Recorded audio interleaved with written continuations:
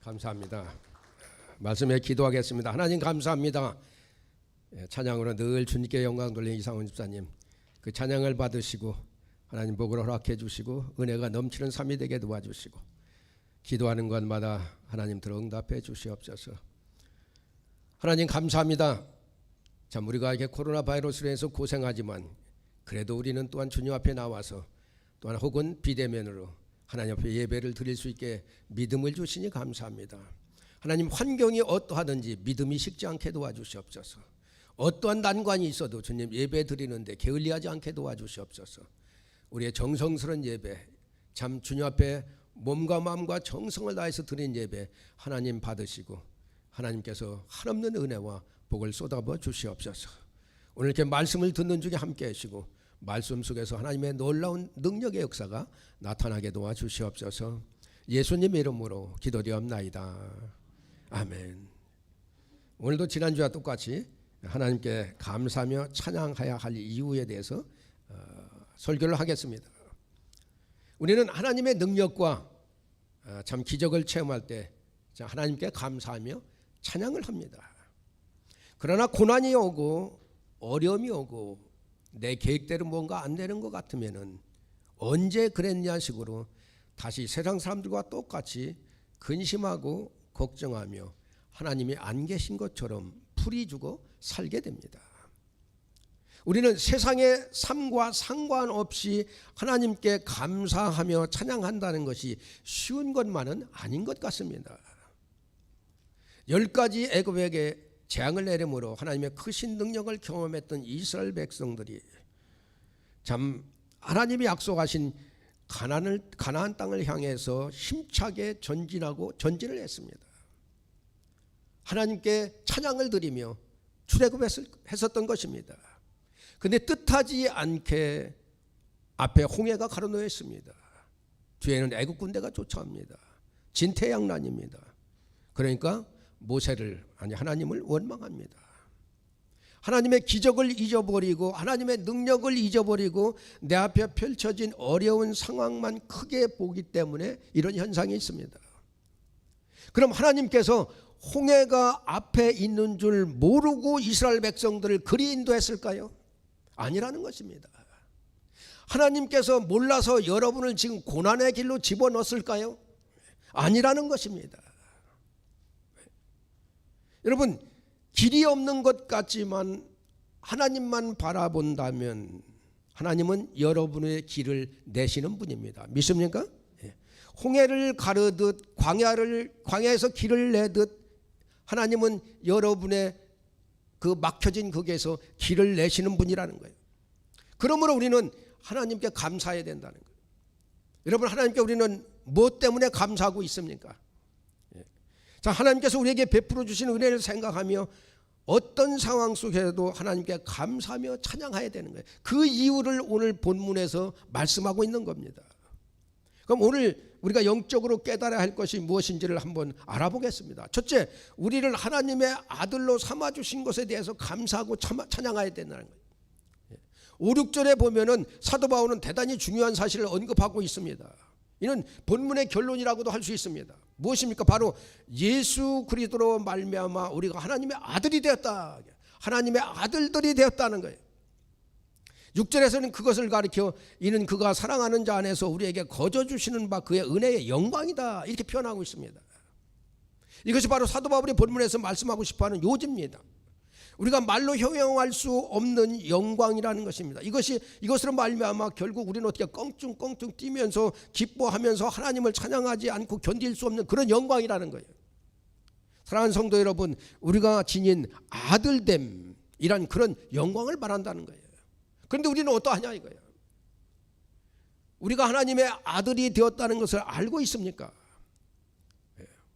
그럼 하나님의 아들을 누리는 복이 그럼 무엇입니까? 우리뿐만 아니라 에베소 교인들도 이것을 잘 모르고 있었던 것 같습니다. 이것을 좀 더 확실하게 정확하게 알기 위해서는 우리는 예수님을 보아야 됩니다. 성경이 예수님에 관해서 무엇을 말씀하고 있습니까?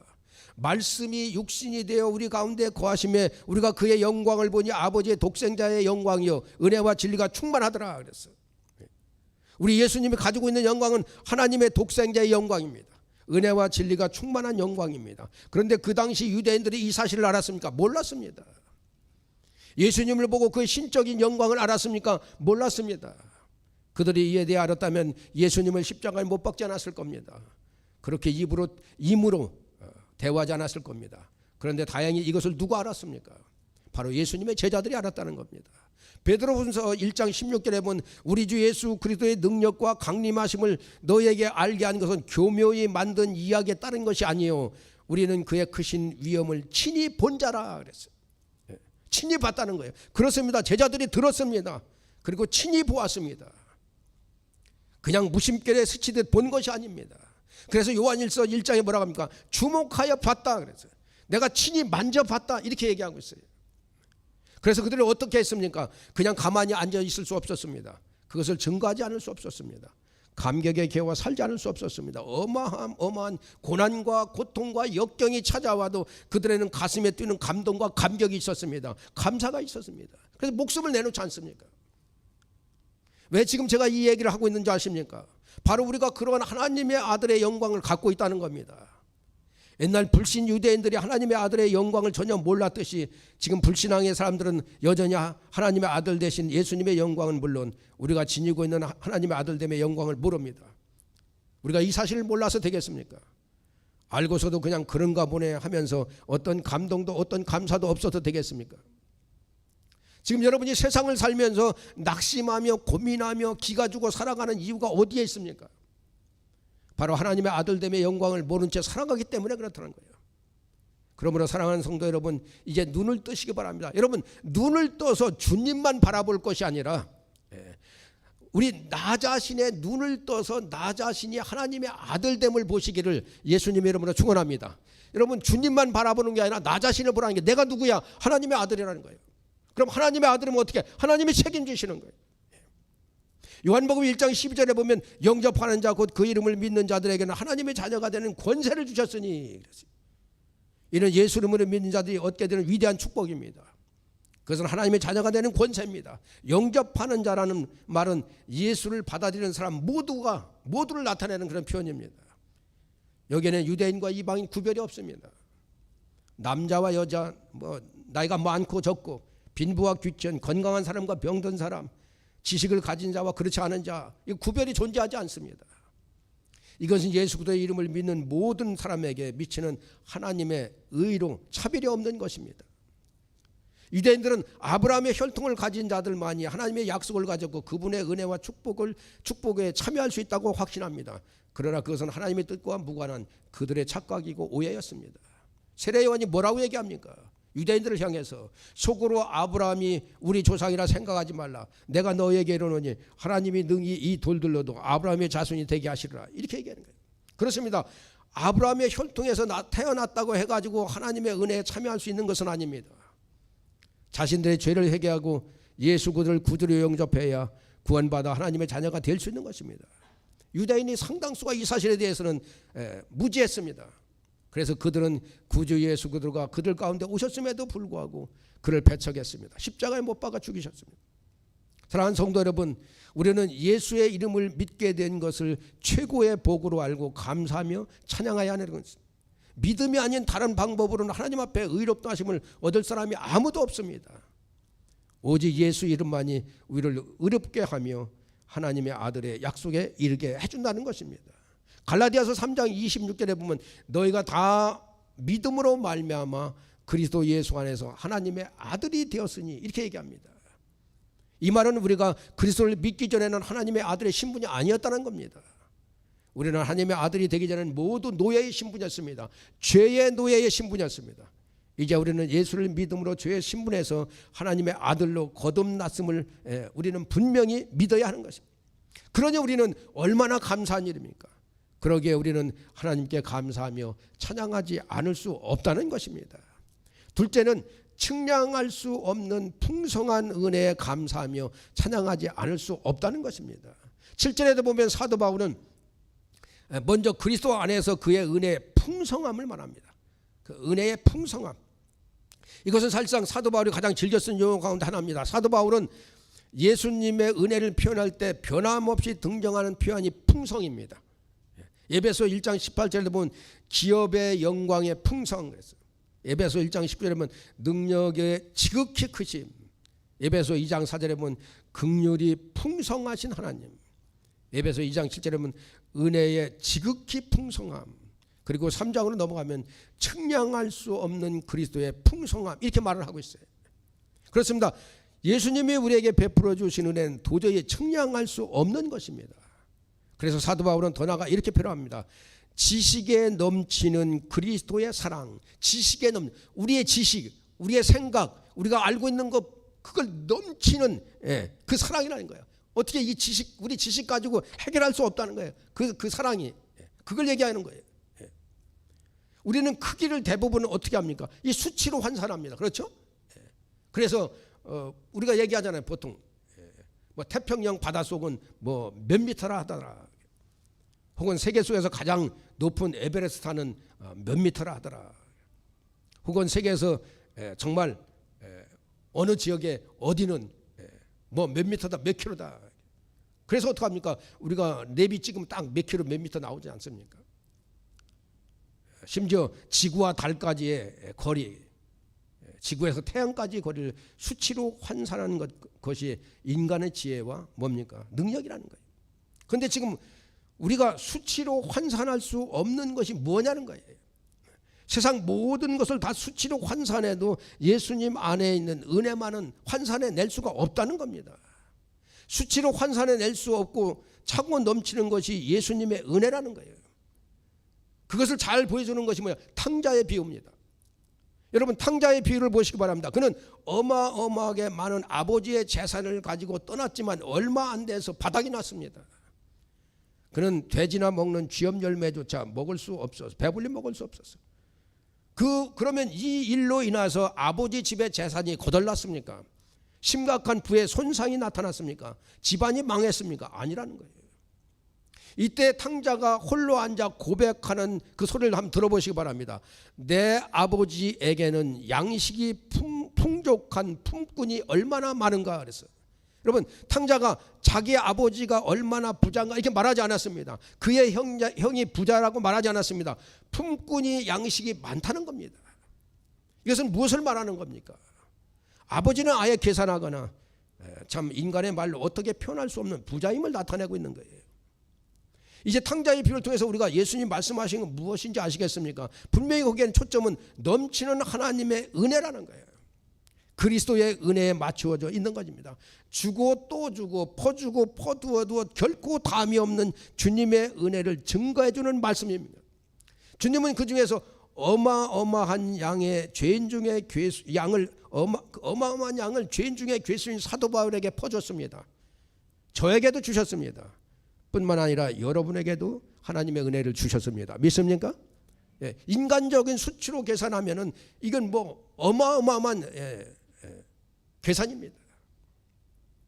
그러면 어떡하냐? 그럼 이런 어마어마한 것을 우리에게 주셨는데 그럼 하나님은 고갈이 있어야 될 거 아니냐? 아니라는 거예요. 창고가 문을 닫아야 될 겁니다. 아니라는 거예요. 전혀 그렇지 않다는 것입니다. 왜 그러냐? 그것은 아무리 폰해도 고갈은커녕 미동도 없는 하나님의 은혜이기 때문이라는 거예요. 주님의 은혜는 한이 없습니다. 누구든지 원하면 주님의 은혜를 풍성히 누릴 수 있습니다. 주님의 은혜는 창세전부터 세상 종말까지 이르기까지 모든 사람이 풍성하게 누려도 부족함이 없는 은혜입니다. 누구나 주님께 나아가면 구원의 은혜를 얻을 수 있고 삶에 필요한 모든 은혜를 누릴 수 있습니다.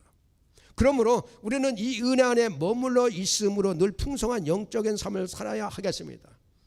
또 세상의 영적 기근에 허덕이는 사람을 이 은혜로 이끌어 동일한 은혜의 풍성한 삶을 살도록 누리도록 해야 한다는 것입니다. 그 7절에 보면 우리는 그리스도 안에서 그의 은혜의 풍성함을 따라 그의 피로 말미암아 속량 곧 죄사함을 받았느니라 이렇게 말합니다. 우리는 그의 은혜의 풍성함을 따라 죄사함을 받아 하나님의 아들이 되었습니다.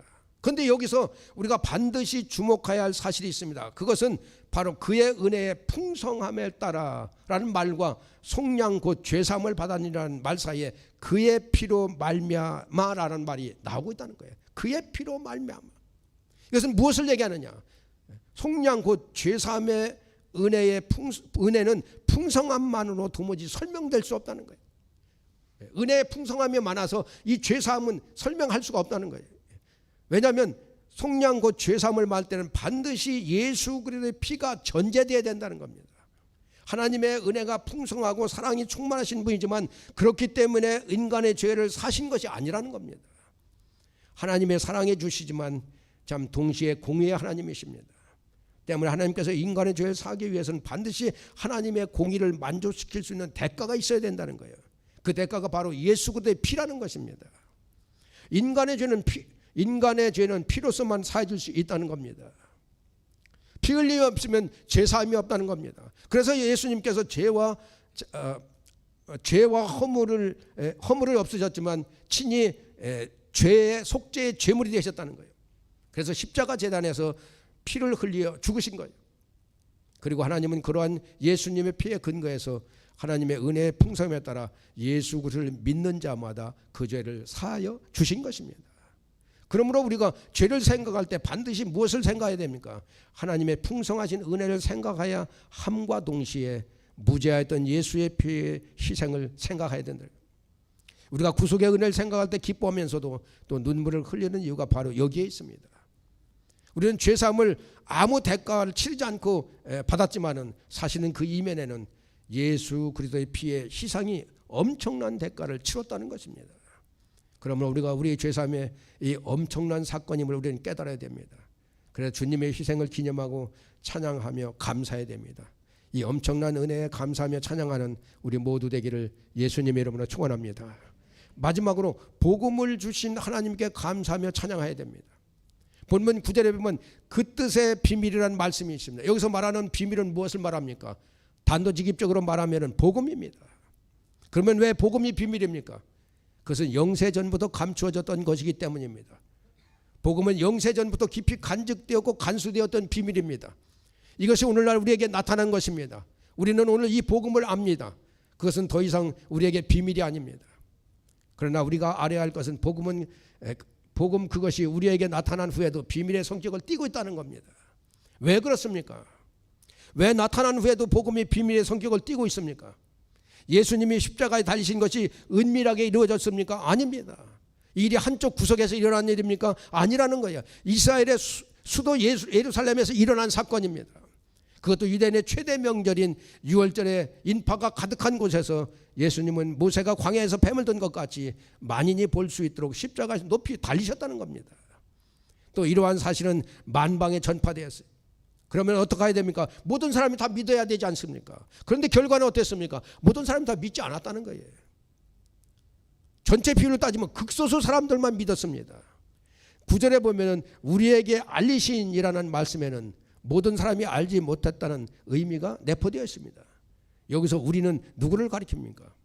바로 예수가 우리 죄를 사하시기 위해 십자가에 달리셨다는 것을 믿는 사람을 얘기하는 거예요. 즉 예수가 그리스도라는 것을 믿는 사람을 얘기하는 겁니다. 8절에 보면 모든 지혜와 총명을 우리에게 넘치게 하사라고 말씀합니다. 다시 말하면 하나님께서 우리로 하여금 그의 지혜와 총명을 넘치게 부으심으로 비밀에 속한 복음을 알게 하고 받아들이게 하고 믿게 했다는 겁니다. 그렇습니다. 우리가 알아야 할 것은 우리의 믿음은 우리의 것이 아니라는 겁니다. 그러면 무엇이 있습니까? 오직 하나님이 부어주신 지혜와 총명이 있다는 거예요. 여러분, 세상의 지혜가 아닙니다. 이것은 세상의 학문적인 지혜가 아닙니다. 그런 것으로는 도저히 알 수가 없는 복음입니다. 지금도 세상에는 성경과 기독교를 학문적으로 이해하고 연구하는 많은 학자들이 있습니다. 어떤 면에서는 그들은 참 우리보다도 성경과 기독교에 대해서 더 잘 알 수 있습니다. 그러나 그들이 그러한 지식과 지혜로 복음의 진술을 맛봅니까? 맛볼 수 없다는 겁니다. 복음의 진리에 도달합니까? 믿음에 이릅니까? 아니라는 겁니다. 절대 이룰 수 없습니다. 왜 그렇습니까? 그것은 하나님이 부어주신 지혜가 아니기 때문이라는 겁니다. 그래서 사도 바울은 하나님이 주신 지혜를 가리켜서 이 세상의 지혜가 아니라고 했습니다. 이 세상에 없어질 통치자의 지혜도 아니라고 했습니다. 여러분, 초창기 복음을 믿는 사람들이 세상에 지혜가 있는 자들이었습니까? 아닙니다. 세상의 학문을 많이 갖고 있는 그들이었습니까? 아니라는 거예요. 세상적인 학문이 없는 이들이 믿었습니다. 복음을 증거한 사도들을 보시기 바랍니다. 그들이 학문이 많았습니까? 아닙니다. 본래 학문이 없는 평범한 사람들에 불과했습니다. 그럼 그들이 무지했습니까? 아닙니다. 사내들이니 놀라고 논박을 못할 정도로 지혜로웠습니다. 성경은 이러한 하나님의 지혜를 받은 사람이 세상을 판단할 것이라고 말씀합니다. 세상 정도가 아닙니다. 천사도 판단한다고 그랬습니다. 예수님은 제자들을 향해서 그들이 12 보좌에 앉아 세상을 심판할 것이라고 말씀합니다. 이것이 바로 하나님이 우리에게 부어주신 지혜와 총명의 결과입니다.